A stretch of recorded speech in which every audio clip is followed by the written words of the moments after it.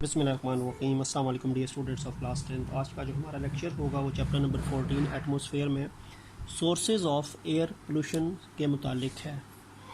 तो टॉपिक जो है that is sources of air pollution. Air pollution जो है उसकी क्या क्या सोर्सेज हैं। अच्छा, एयर पोल्यूशन की सोर्सेज को हम दो मेन कैटेगरीज़ में डिवाइड कर सकते हैं। कुछ सोर्सेज जो होती हैं वो कुदरती होती हैं, there are some natural sources of air pollution, और कुछ जो है वो इंसान की एक्टिविटीज़ की वजह से है, इसको हम ह्यूमन एक्टिविटीज़ कहते हैं। There are some sources of air pollution which are because of the human activities. तो याद रखें, एयर पोल्यूशन की दो मेन सोर्सेज हैं। एक कुदरती तौर पे जो नेचुरली जो एयर पोल्यूशन फैलती है, और कुछ इंसान की वजह से। ये आर्टिफिशियल एक्टिविटी यानी आर्टिफिशियल सोर्सेज हम कह सकते हैं, क्योंकि ये मैन मेड सोर्सेज हैं, इंसान की एक्टिविटीज़ की वजह से हैं। अब जहाँ तक ताल्लुक़ है बेटा नेचुरल सोर्सेज का, तो नेचुरल सोर्सेज में कुदरती तरीके से हवा में आलूदगी कैसे फैलती है।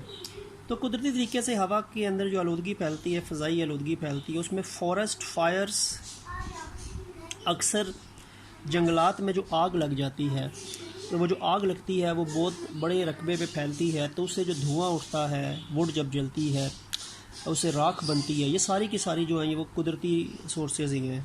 तो फॉरेस्ट फायर कुदरती तौर पे अगर जंगल में आग लगती है, ठीक है, बहुत ज़्यादा अगर खुश्की है एक जगह पे और हीट टेम्परेचर ज़्यादा है, वहाँ पे खुश्क पत्ते पड़े हुए हैं, तो वो खुश्क पत्ते बहुत ज़्यादा हीट एब्जॉर्ब करके उसमें एक स्पार्क जनरेट होता है और वो एक आग पकड़ लेते हैं, और वो आग फिर देखते ही देखते पूरे जंगल में फैल जाती है। तो फॉरेस्ट फायर कुदरती तौर पे जो जंगलात में आग लगती है वो एक मेन वजह है फ़ज़ाई आलूदगी की। इसके अलावा there is also dust storms.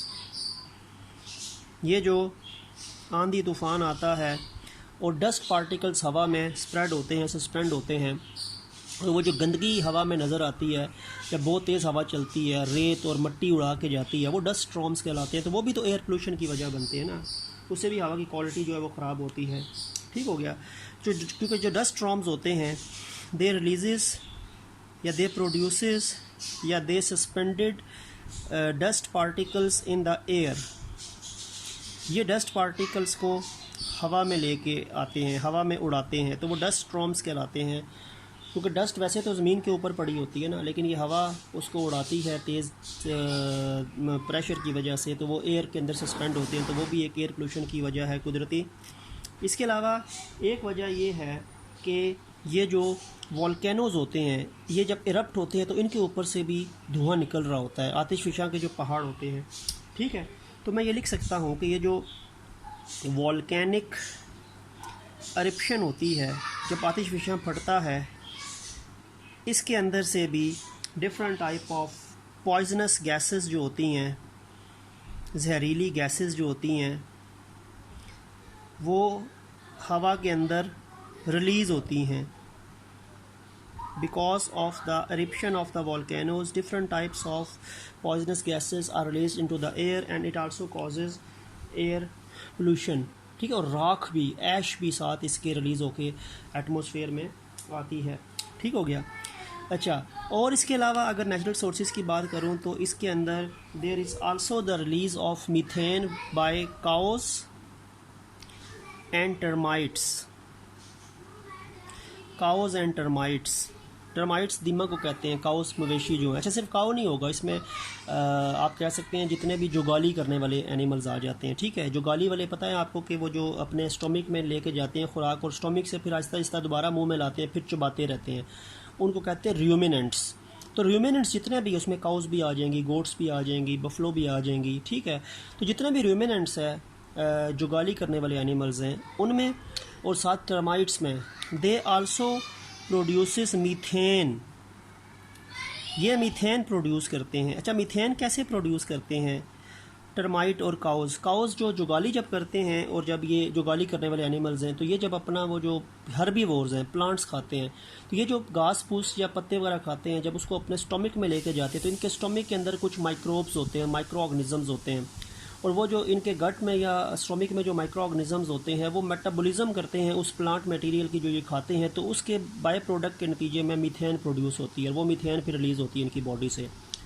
Termites के अंदर भी कुछ ऐसा सिस्टम होता है। टर्माइट्स आपको पता है लकड़ी खाती है ना, दीमक लकड़ी खाती है, लकड़ी वुड है, प्लांट मटेरियल है, और इस टर्माइट का जो वो स्टोमिक होता है, गट जिसको हम कहते हैं, उसके अंदर कुछ स्पेसिफिक माइक्रोब्स होते हैं, और माइक्रोब्स जब वो वुड डाइजेस्ट होती है तो उसकी मेटाबॉलिज्म के नतीजे में मीथेन गैस प्रोड्यूस करते हैं, वुड को डाइजेस्ट करते हैं, और साथ उसके मेटाबॉलिज्म या डाइजेशन के नतीजे में मीथेन गैस प्रोड्यूस करते हैं वो माइक्रोब्स जो टर्माइट के गट में होते हैं। तो ये भी मीथेन प्रोड्यूस करती है, ये भी मीथेन प्रोड्यूस करती है। तो मीथेन भी एक ग्रीन हाउस इफेक्ट की कॉज करती है, ग्लोबल वार्मिंग कॉज करती है, ठीक है। And there is another natural source जिसको हम कह सकते हैं कि एटमॉस्फेयर के अंदर हवा में ये जो नाइट्रोजन और ऑक्सीजन गैसेस होती हैं, ये हवा में नाइट्रोजन ऑक्सीजन गैसेस मौजूद होती हैं, लेकिन जब अक्सर वो जो आंधी तूफ़ान होता है, बिजली चमकती है, इलेक्ट्रिक डिस्चार्ज जब होता है, तो इलेक्ट्रिक डिस्चार्ज के नतीजे में हवा में मौजूद ये जो दो गैसेस हैं ये मिलकर नाइट्रिक ऑक्साइड बनाती हैं 2NO, और ये फिर नाइट्रोजन डाइऑक्साइड और फिर नाइट्रिक एसिड बनेगा। तो एयर के अंदर भी, हवा के अंदर वैसे नाइट्रोजन ऑक्सीजन आपस में मिलती नहीं है, लेकिन जब इलेक्ट्रिक डिस्चार्ज होता है, ठीक है, थंडर स्टॉर्म्स होते हैं, बिजली चमकती है, तो फिर ये दो गैसेस मिलके ये नाइट्रिक ऑक्साइड्स और ये फिर आगे पॉइजनस गैसेस या एयर पोल्यूटेंट्स के अंदर इनकी शुमार होता है, ठीक है। तो ये डिफरेंट आप कह सकते हैं कि नेचुरल सोर्सेज हैं एयर पोल्यूशन की। अब हम आते हैं ह्यूमन एक्टिविटीज़ पे। कुदरती मैंने आपको बता दिए हैं, अब हम इंसान की एक्टिविटीज़ की वजह से जो पोल्यूशन बढ़ती है, फैलती है, उसकी बात कर लेते हैं कि एयर पोल्यूशन, लेकिन किसकी वजह से, कौन सी कॉज है? ह्यूमन एक्टिविटीज़, इंसान की एक्टिविटीज़, इंसान के जो इक़दामात होते हैं जिनकी वजह से फ़िज़ाई आलूदगी फैलती है, उनकी हम बात करते हैं। नेचुरल हमने बात कर ली है। अच्छा, ये बात आपको मैं बताता हूँ कि इंसान की एक्टिविटीज़ की वजह से पोल्यूशन फैलती है, तो इसकी मेन कॉज है ह्यूमन पॉपुलेशन का बढ़ना। इंसान की जब आबादी बढ़ती है तो उसको ज़्यादा अपने रिसोर्सेज जनरेट करने पड़ते हैं, वो इन्वायरमेंट को ख़राब करता है, हाउसिंग सोसाइटीज़ बनाता है, फैक्ट्रियाँ लगाता है, सड़कें बनाता है, हैबिटेट डिस्ट्रॉय कर देता है, नेचुरल हैबिटेट डिस्ट्रॉय करता है। और जितनी ज़्यादा गाड़ियाँ होंगी और फैक्ट्रीज़ होंगी उतनी ज़्यादा हवा में स्मोक रिलीज़ होगा और उतना ज़्यादा एयर पोल्यूशन फैलेगी। तो इंसान की एक्टिविटीज़ की बुनियादी वजह इंसान की आबादी में जो इजाफा होता है, ह्यूमन पॉपुलेशन में जो इंक्रीज़ आता है, उसकी वजह से इंसान को एक्टिविटीज़ करके ज़्यादा इंडस्ट्रीज़, ज़्यादा हाउसिंग सोसाइटीज़, ज़्यादा गाड़ियाँ रिक्वायर्ड हैं और उसकी वजह से पोल्यूशन जो है वो बढ़ती है, ठीक है। तो अब इसमें कौन कौन सी आ जाएंगी एयर पोल्यूशन जो इंसान की वजह से होती है? तो वो पहली बात तो ये है कि बर्निंग ऑफ फॉसिल फ्यूल्स, इंसान जो फॉसिल फ्यूल्स को बर्न करता है, फॉसिल फ्यूल को बर्न करता है, ठीक है, कोयला आ गया, पेट्रोलियम आ गया और कुदरती गैस आ गई, ये फॉसिल फ्यूल्स हैं। अगर इनको बर्न करता है इंसान अपने हीट प्रोडक्शन के लिए, तो उसके लिए एयर पोल्यूशन, इनके बर्निंग से एयर पोल्यूशन जो है वो फैलती है। क्योंकि फॉसिल फ्यूल जो है ना, ये मैं आपको बता दूँ कि फॉसिल फ्यूल जो हैं ये कार्बन के भी ऑक्साइड्स एटमॉस्फेयर में रिलीज़ करवाते हैं, नाइट्रोजन के ऑक्साइड्स भी एटमॉस्फेयर में रिलीज़ करवाते हैं, सल्फ़र के ऑक्साइड भी एटमॉस्फेयर में रिलीज़ करवाते हैं। यानी इनसे आपको सल्फ़र के ऑक्साइड्स भी बनते हैं, इन्हीं से आपको नाइट्रोजन के ऑक्साइड भी बनते हैं और कार्बन मोनोऑक्साइड भी बनती है, कार्बन डाइऑक्साइड भी बनती है। तो ये different oxides of carbon, nitrogen and sulphur, they are basically release by the burning of fossil fuels, और ये पोल्यूटेंट्स हैं। CO2 खैर पोल्यूटेंट नहीं है, लेकिन ये ग्लोबल वार्मिंग में अपना रोल प्ले करती है, और ये क्योंकि प्लांट्स इसको एब्जॉर्ब भी करते हैं, लेकिन बाकी ये गैसेस एटमॉस्फेयर में जाके ब्रीदिंग डिफ़िकल्टीज़ और फिर एसिड रेन वगैरह क्रिएट करती है, ठीक हो गया। अच्छा, उसके बाद ये जब, और ये जो फॉसिल फ्यूल इंसान कहाँ कहाँ बर्न करता है, किस किस जगह बर्न होते हैं? अब ये जो फॉसिल फ्यूल्स हैं ना, याद रखें, ये फॉसिल फ्यूल जो हैं इनका तकरीबन half of the air pollution जो फॉसिल फ्यूल से फैलती है, वो ये फॉसिल फ्यूल कहाँ पे बर्न होते हैं? ये जब मोटर व्हीकल्स में बर्न होते हैं, जो गाड़ियाँ वगैरह होती हैं, गाड़ियों में यही पेट्रोलियम होता है ना। गाड़ियों में आपको पता है कि ये जो पेट्रोलियम है इसी में से बनता है पेट्रोल, जिसको गैसोलीन कहते हैं। इसी में से बनता है डीज़ल, इसी में से बनता है वो जिसको हम कहते हैं हाई ऑक्टेन। इसी पेट्रोलियम का प्रोडक्ट है, इसको फ्रैक्शनल डिस्टिलेशन के नतीजे में ये बनाई जाती हैं चीज़ें, ठीक है। और अगर हम गैस की बात करें तो गैस में वो जो CNG है वो भी तो मोटर व्हीकल्स में यूज़ होती है ना।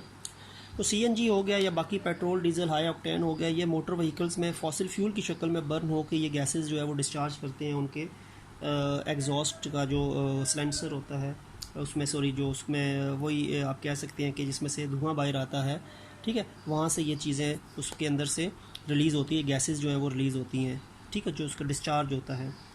उसके बाद बेटा ये है कि ये जो आपके पास और कहाँ से फॉसिल फ्यूल बर्न होता है। फॉसिल फ्यूल बेसिकली बर्न होते हैं थर्मल पावर स्टेशंस में। थर्मल पावर स्टेशंस में पेट्रोलियम भी बर्न होता है, कोल भी बर्न होता है, गैस भी बर्न होती है। तो थर्मल पावर स्टेशन में भी जब ये फॉसिल फ्यूल बर्न होता है तो इसके अंदर से भी डिफरेंट एयर पोल्यूशन जो है वो फैलती है। इलेक्ट्रिकल एनर्जी तो प्रोड्यूस होती ही होती है, लेकिन उसमें से पोल्यूशन जो है वो फैल के एटमॉस्फेयर को ख़राब करती है, डिफरेंट तरह की गैसेज जो है वो प्रोड्यूस होती हैं, ठीक है। तो कार्बन के ऑक्साइड्स भी होते हैं, नाइट्रोजन के भी होते हैं, सल्फ़र के भी होते हैं। तो रिएक्शन मैंने आपको कल भी बताए थे, आज भी आपको थोड़े से बता देता हूँ कि कौन कौन सी डेंजरस गैसेज जो फॉसिल फ्यूल से प्रोड्यूस होती हैं। फॉसिल फ्यूल्स की बात अगर हम करें तो बात याद रखें, फॉसिल फ्यूल के अंदर कार्बन भी होती है, सल्फ़र भी होता है, नाइट्रोजन भी होती है फॉसिल फ्यूल के अंदर। और फॉसिल फ्यूल में जब ये कार्बन वाला हिस्सा बर्न होता है ना, और ऑक्सीजन ख़ास तौर पे बर्निंग में तो ऑक्सीजन इन्वॉल्व होती है, और अगर ऑक्सीजन कम मिकदार में मिलती है, लिमिटेड मिकदार में मिले तो कार्बन मोनोऑक्साइड बनती है। बैलेंस करने के लिए हम ये लगा लेते हैं। सल्फ़र भी प्रोडक्ट है किसका, फॉसिल फ्यूल का। तो इसी तरह अगर सल्फ़र भी बर्न होता है तो सल्फ़र डाइऑक्साइड बनती है, और ये सल्फ़र डाइऑक्साइड फिर आपको पता है कन्वर्ट होती है, सल्फ़र डाइऑक्साइड पहले SO2 बनेगा, फिर ये SO2 ऑक्सीजन से मिलके SO3 बनेगा, यहाँ पे 2 लगाना पड़ेगा, और फिर ये SO3 मिलके वाटर के साथ वो जो वाटर वेपर्स एटमॉस्फेयर में होते हैं वो मिलके H2SO4 बनाता है, सल्फ्यूरिक एसिड, जो एसिड रेन कॉज करता है। नाइट्रोजन का भी ये चक्कर है बेटा। नाइट्रोजन जो है वो भी फॉसिल फ्यूल की बर्निंग में, नाइट्रोजन जो है ये N2 की फॉर्म में या उसमें जो भी होती है वो बर्न होती है ऑक्सीजन के साथ, तो नाइट्रिक ऑक्साइड बनता है। फिर नाइट्रिक ऑक्साइड मिलता है ऑक्सीजन के साथ तो नाइट्रोजन डाइऑक्साइड बनता है, और फिर नाइट्रोजन डाइऑक्साइड मज़ीद ऑक्सीजन और वाटर के साथ मिलता है जो एटमॉस्फेयर में होता है तो नाइट्रिक एसिड बनता है। तो ये डिफरेंट हार्मफुल सब्सटेंसेस प्रोड्यूस होते हैं फॉसिल फ्यूल की बर्निंग से, और ये चीज़ें फिर एटमॉस्फेयर में जाके डिफरेंट बीमारियां वगैरह कॉज करती हैं, ठीक हो गया। तो ये तो ह्यूमन एक्टिविटीज़ का बहुत ज़्यादा यूज़ या डिपेंडेंसी होती है फॉसिल फ्यूल पे अपनी एनर्जी रिक्वायरमेंट्स पूरी करने के लिए। इसके अलावा there is also production of a pollutant which is known as chlorofluorocarbons. Chlorofluorocarbons की हमने कल भी बात की थी, CFCs। अब ये क्लोरोफ्लोरोकार्बन्स होते हैं ना, they are basically used as a solvent to clean electrical circuits. Electrical circuits को साफ़ करने के लिए सॉल्वेंट के तौर पे CFC यूज़ होते हैं। CFC are also used as a refrigerants, चीज़ों को ठंडा रखने के लिए जो गैसेस यूज़ होती हैं, किसमें, रेफ्रिजरेंट्स इन द फ्रीज़र्स,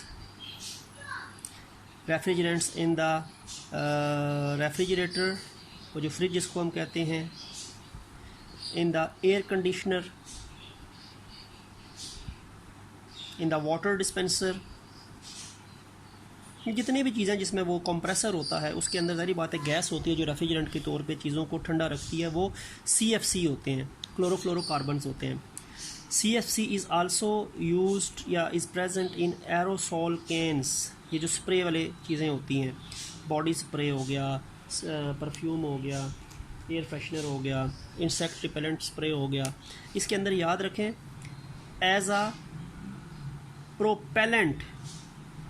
प्रोपेलेंट के तौर पे यूज़ होता है आपका CFC। अब प्रोपेलेंट देखें क्या है, मैं आपको बताता हूँ, ये आपको मैंने एरोसोल कैन बना के दिखा दिया, इसके ऊपर यहाँ पे उसका वो नोज़ल सा होता है, इसके अंदर ये होती है अच्छा, इसके अंदर आपका जो नीचे नीचे चीज़ होती है ना, जो असल आपका लिक्विड सा होता है, जो आपका लिक्विड होता है ना, जो बाहर आता है, वो तो प्रोडक्ट होता है, लेकिन उसके ऊपर एक गैस होती है। There is also a gas. ये जो गैस होती है ये प्रोपेलेंट होती है, इसको प्रोपेलेंट कहते हैं, और नीचे वाला हिस्सा प्रोडक्ट है। जब आप ऊपर से इसको दबाते हैं तो ये प्रोपेलेंट प्रेशर डालता है प्रोडक्ट पर, और जो प्रोडक्ट है वो इस सुराख से बाहर आता है और ये इस तरह करके बाहर वो चीज़ गिरती है।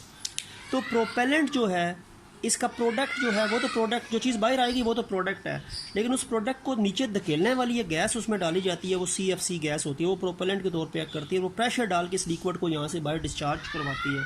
ठीक हो गया। तो ये आपके पास जो है ये CFC, ये भी ह्यूमन एक्टिविटीज़ की वजह से होता है, प्रोड्यूस होता है। और ये CFC जो है ये ग्लोबल वार्मिंग भी कॉज करता है, क्योंकि ये इसकी वजह से आपके अंदर जो टेम्परेचर इंक्रीज़ होता है एटमॉस्फेयर का वो भी होता है, और ये ओजोन को भी ख़त्म करता है, ओजोन डिप्लीशन करता है, ओजोन को डिस्ट्रॉय करता है, जो प्रोटेक्टिव लेयर स्ट्रेटोस्फीयर में मौजूद है। ठीक हो गया। तो और ये मैक्सिमम CFC जो होते हैं ये स्ट्रोपोस्फीयर में एज अ रिएक्टेंट नहीं होते ज़्यादा, ये ऊपर मूव करते करते जाते हैं, स्ट्रेटोस्फीयर में जाके ओजोन के साथ रिएक्ट करके उसको डिस्ट्रॉय करना शुरू कर देते हैं। ठीक है। तो ये CFC भी ह्यूमन एक्टिविटीज़ की वजह से प्रोड्यूस होने वाला एक एयर पोल्यूटेंट है। और इसके अलावा बेटा एक और चीज़ है, वो ये चीज़ है कि जो ओजोन है, ओजोन भी एयर पोल्यूटेंट है। अगर ये ओजोन एयर पोल्यूटेंट तब है, मैंने कल भी शायद आपको बताया था लास्ट लेक्चर में, ये तब एयर पोल्यूटेंट है अगर ये किस में पैदा होना शुरू हो, ट्रोपोस्फियर में। अगर ये ट्रोपोस्फियर में हो तो ये एयर पोल्यूटेंट है, और अगर ये स्ट्रेटोस्फियर में है तो ये वो है एक प्रोटेक्टिव लेयर है। ओजोन प्रोड्यूस कैसे होती है? ओजोन याद रखें कि ये O2 ऑक्सीजन गैस है जो एटमॉस्फेयर में मौजूद है। ठीक है। और ये O3 में कन्वर्ट होती है, यहाँ पे बैलेंस करें तो 3O2 या 2O3। और ये भी इलेक्ट्रिक डिस्चार्ज, एक इलेक्ट्रिक डिस्चार्ज होता है, वो O2 को O3 में कन्वर्ट करता है। There is an electric discharge that make ozone from oxygen gas. और ये इलेक्ट्रिक डिस्चार्ज जो होता है ये डिफरेंट जो फोटोकॉपियर्स होते हैं, टेलीविजन्स होते हैं, या फिर माइक्रोवेव्स होते हैं, या फिर डिफरेंट इलेक्ट्रिकल इक्विपमेंट्स होते हैं। डिफरेंट इलेक्ट्रिकल इक्विपमेंट्स जो होते हैं वो इलेक्ट्रिकल डिस्चार्जिंग उनमें होती है, तो वो उनके आसपास मौजूद ऑक्सीजन को ओजोन में कन्वर्ट कर रहे होते हैं। ठीक है।